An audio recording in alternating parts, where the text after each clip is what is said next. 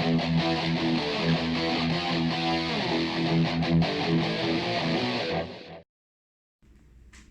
going on, YouTube? We're going to do a quick unboxing of the Double Din stereo that will be going in the 2000 4runner build. This came off Amazon, 175 bucks Canadian. It is an Eincar brand, E-I-N-C-A-R. I guess they just may have generic boxes because there is no printing or anything showing what model it is. There's this number, which was not on the ad or anything that I bought, so I'm not sure what that's from. And there's also these numbers, and this particular one came with a free rear view camera. Again, none of these numbers were on the ad that I bought. The ad didn't have a number. It just said Double Din. It said, you know, some of the features that it had, Bluetooth, whatever.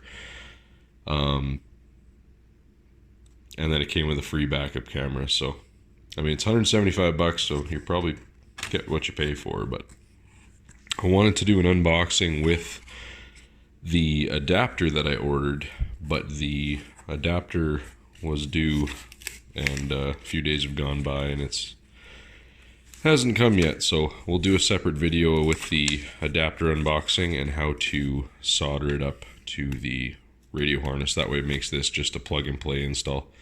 There is no mounting kit required for, yeah, there it is, Eincar. There is no mounting kit required for Double Dins in a 3rd gen 4runner because the hole in the radio bezel is the exact size of a Double Din radio. So it just needs a couple metal brackets off the side, which you can steal off of the factory radio, along with the hardware. So literally there's no hardware kit needed, just a mounting kit. So I guess there's the free backup camera that it comes with. I've never used one of these before with the LEDs on each side. I've always just had little Kenwood ones or something like that. So looks like it's just plug and play. We'll pop that open in a second. Manual, obviously.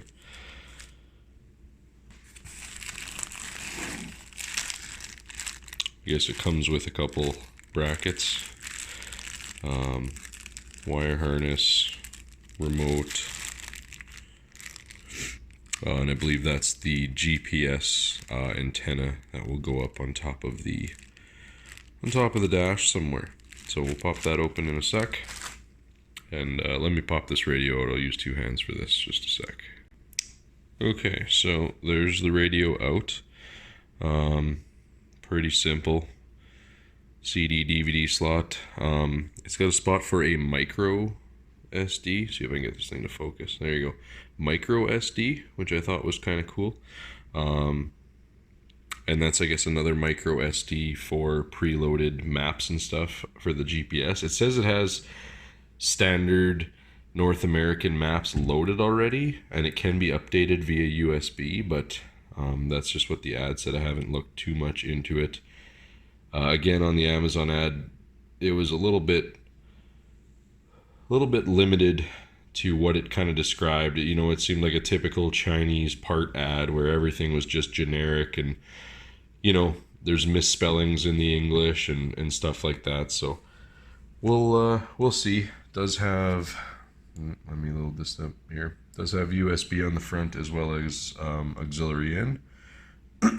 Excuse me. And I believe there is a front-facing mic, yeah, right there, for the Bluetooth. So that way you don't have to run a you know, an extra little microphone or something like some of these come with. The IR there, that'll be the infrared sensor for the remote. So the remote is a point and shoot line of sight type deal. Again, this one has the dials and buttons on the front face. Now they make some,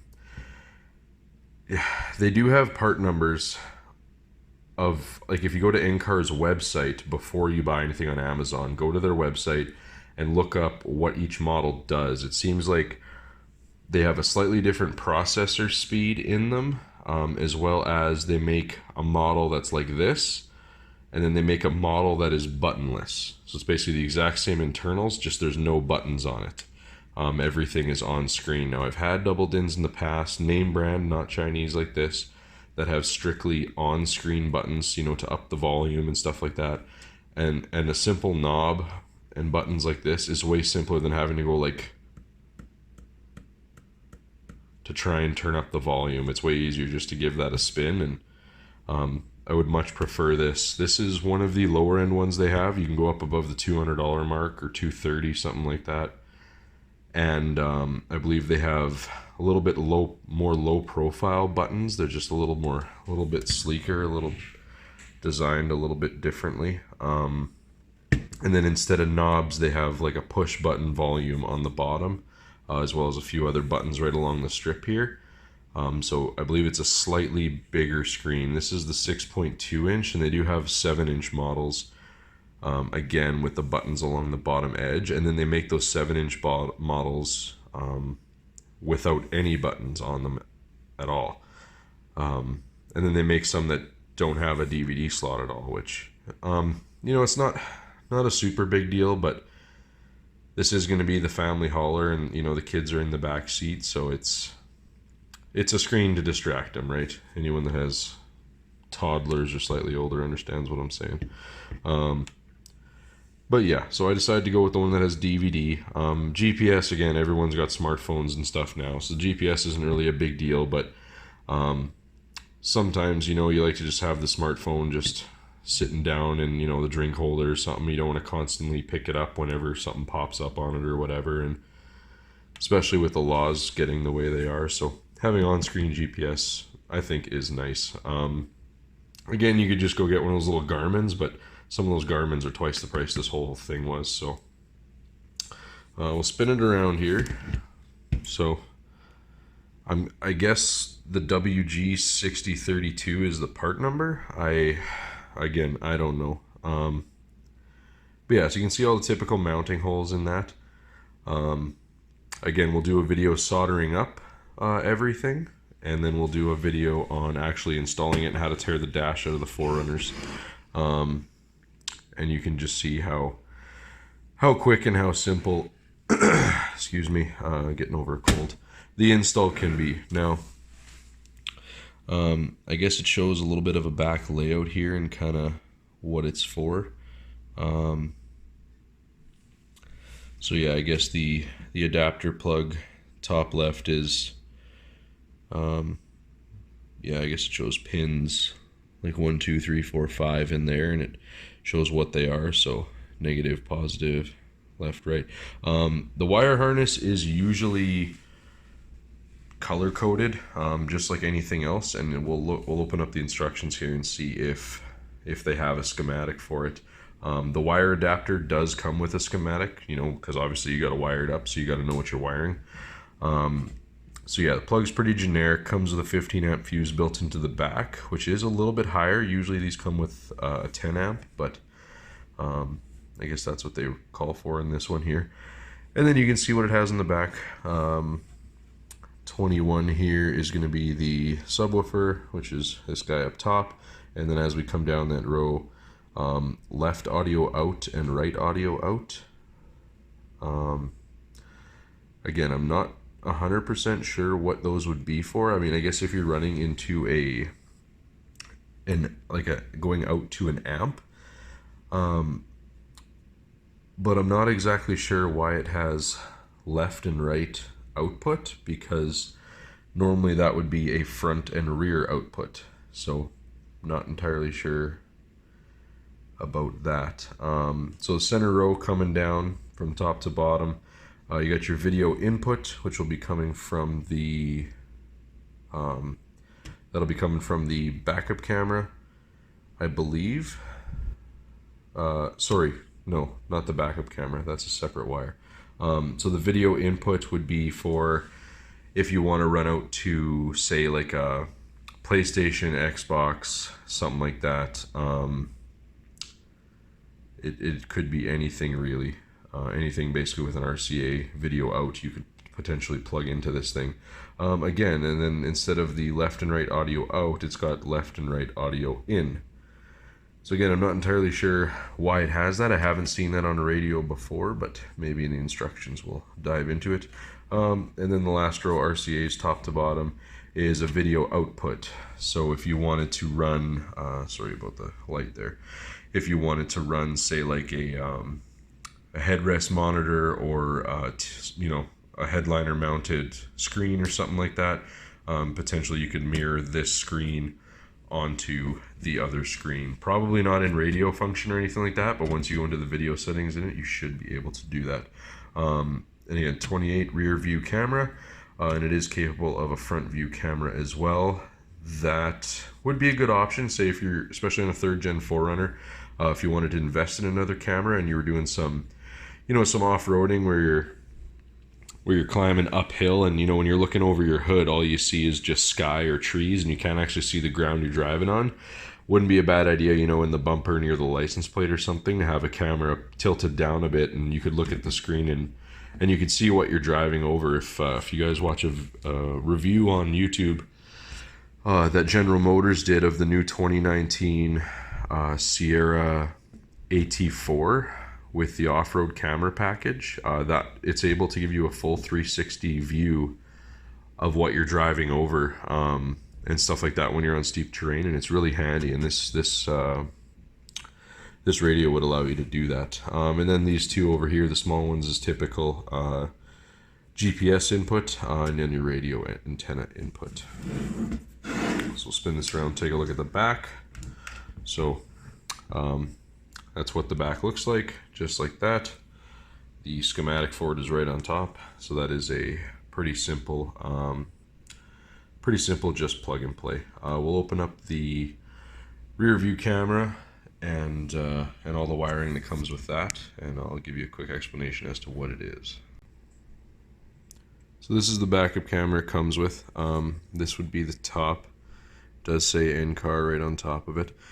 So this would be mounting basically on some type of horizontal surface and hanging underneath it. So it'll have like a slight, you know, angled down tilt, which is good, you know, when you're lining up a hitch or something like that. Now it doesn't say, it has a product number on it.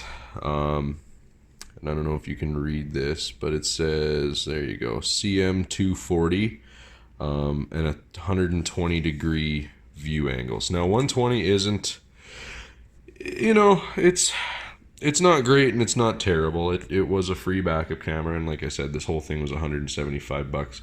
On my Avalanche I had a few years ago, I actually bought a Kenwood backup camera, and of course it's a tiny little thing which comes with a license plate bracket, hides behind the license plate, so you literally see this thing the size of a loonie sticking out right in the middle of the top of your license plate. Nice and sleek. You can hide them inside tailgates and tailgate handles and stuff too, but that's how I had mine done. And the Kenwood camera by itself was $300. So to get a free camera and a whole double din radio for $175 shipped is pretty cheap. So 120, you know, it's not great, but centered on your car, you know, it'll give you a pretty good idea if something's there. So it comes with that, comes with a couple tiny little screws which aren't going to bite into anything, because the threads in these are literally 5/16 long, and you're going through almost 1/8 of an inch of plastic. So you're talking about biting into something 3/16, and half of that is the tapered tip of the screw. So don't use these. Get something better. Comes with your standard RCA video cable. I'm not sure why it has ground wires with it, but normally just the straight RCAs are fine. And then this is the power wire that comes for the camera. Again, not too long, and we'll have to look into what the power supply requirements are. It just says 12 volts. Okay, well, so I guess there's enough power coming from just tapping this into your reverse wire. I'm not sure. We'll try and hit the user manual and figure that out when we're wiring it up. But anyways, so it comes with power, comes with your video wire and the camera. Now it says on the back, you saw it said CM240. Now if you look across the top here, there is no CM240. So I don't know what good these things are. And then it says how to wire it up, and it just says obviously monitor, camera, power, you know, your red's your power, and black's the ground, which is standard. And then it shows the video wire, just RCA to RCA. So again, doesn't tell you what these plug-in wires are. So yeah, high-end stuff here. Anyways, oh, hold on. CM cameras, A, B, C, D, 120 degree angle. So I guess it's a B, and it does have LEDs. I guess it's a breakdown of the part number. I don't know. Anyways, we'll move on to the remote and wire harness for the actual radio. Okay guys, so you got your standard 8 speaker wires on the wire harness. They got little tags on all of them showing them what you are, which makes soldering it way super simple. So now on here you got your reverse wire, so I guess that would just need a signal somewhere up near the radio when you put it into reverse. Now you'll have to get a schematic for your truck to find that. There is another way to do this. Now, in a previous vehicle, I found the main wire harness that ran down the sill plates from the engine bay all the way, you know, like underneath the carpet kind of thing, all the way to the trunk of the wife's old car, to put a backup camera on it. And I actually found the wire at the back of the car, and since you got to run your video wire from the radio all the way to the back camera anyways, you're going to have all that open to run wires. So all I did was I started at the back of the car, and I took the wire, came off the reverse light, and I just found the color. And of course it's in a mix of like 50, 60 wires, and there's multiple. I think it was yellow with a green stripe or something at the time. And of course there's multiple ones of those, so you have no idea what the hell you're even looking at. So you start at the back, you start running this from the camera towards the front of the car, following that reverse wire up to the front. Once you get somewhere near the front, in this particular case it was behind the left, like the driver's kick panel, like behind the driver's door hinge, so to speak, right at the floor. Found the wire in there, and I used a wire tap and tapped into it, and then just ran, you know, about 4 feet of wire up and under the steering column to the radio to tap into this. So yeah, that is for that. And that way when it's in reverse, it tells the radio to flip over to the, you know, to change the source from the radio to the video input of the reverse camera. So that's how that wire works. Orange one is your illumination wire. You should have one of those.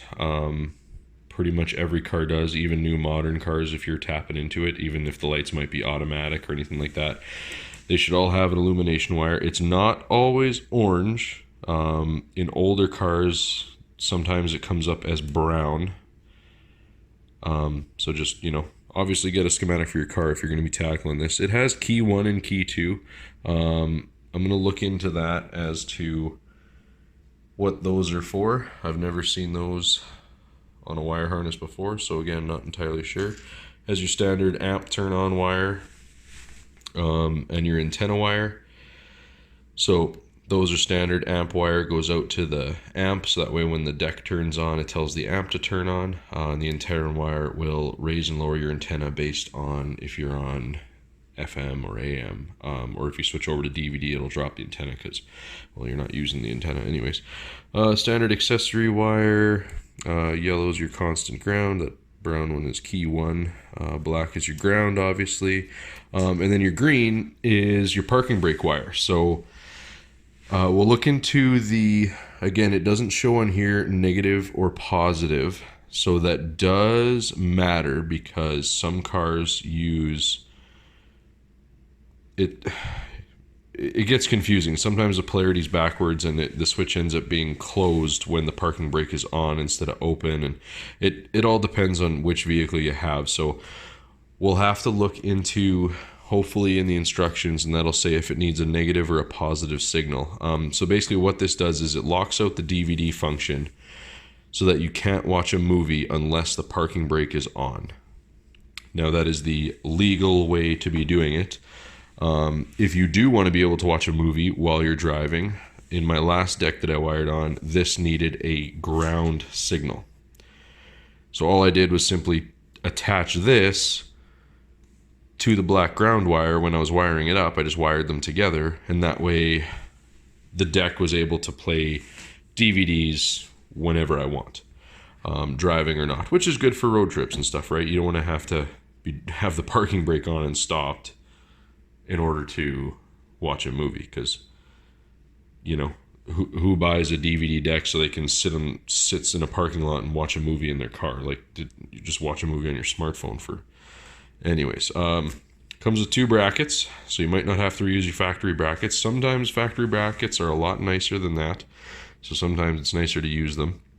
And sometimes the depth changes. Like these have the big slots on the side. So you might have to use these depending if, the radio gets set back too far or sticks out past your radio bezel kind of funny or not with the factory brackets. Then you'll have to go to these ones because it's, with the slots, you can pretty much set the depth wherever you want. Comes with 4 Phillips screws to attach them to the radio. GPS antenna with the little, I think that's about a 3/8 size or 10 mil. Hex fitting threaded on, and comes with the remote. And that's it for this thing. So we'll do another video of this one's, again, it's 20 minutes long. It's way longer than it needs to be. I got to cut these things down shorter. But yeah, so we'll do a video wiring this up, and then we'll do a video installing all of this into the 4runner. And at the same time, while we're installing that, because we're going to have the dash open, we'll also be installing a CompuStar 4900 aftermarket alarm, keyless entry, and remote start, since we're going to have all the dash panels and stuff off. So there will be 2 separate videos. I'll be filming them at the same time because, I don't want to take the dash and everything apart twice. So yeah, so that'll be coming out soon. Like I said, the wiring harness adapter was supposed to be here already. So as soon as that comes, we'll do a video soldering this up. And then, a few days after that, we'll be doing the install. So like and subscribe so you can follow the build. This is for the 2000 4runner. We still need a name for it. Hit the comments for a name to name the truck. My other one, it's a 97. It's lifted. It's nicknamed North Runner. So we need one for this. Guys call them Project Voodoo and stuff like that. It's going to be the wife's daily driver, so it doesn't have to be some kind of crazy name like that. But yeah, like and subscribe to follow the build. See you guys later.